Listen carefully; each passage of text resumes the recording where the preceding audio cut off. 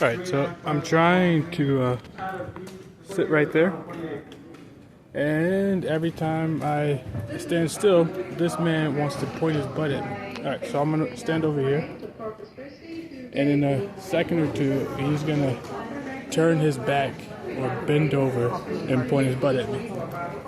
See, it just did it again. And now that I pulled the camera out, he sat down. But I swear to you, for the last 4 minutes, he was bending over and pointing his butt at me. I walked from there.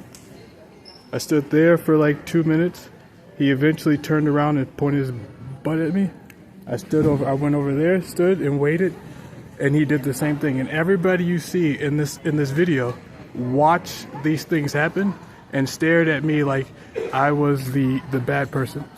So every single person you see watch this man sexually harass me. What time is it?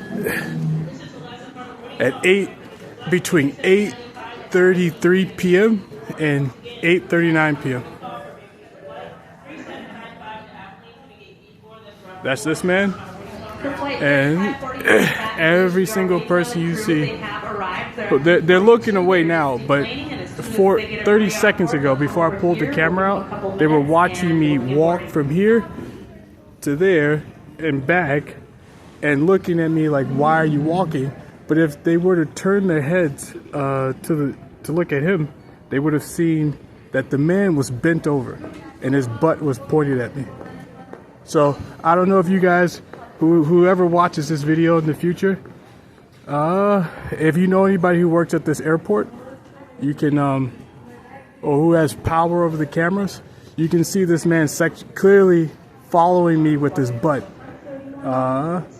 and bending over. And you can see other people watching it take place and not saying or doing anything. So these are the people that were here. If you know any of them, just know that they would watch someone be raped in broad daylight. The people who work here and this dude, they would watch anyone be raped in broad daylight. That's my opinion.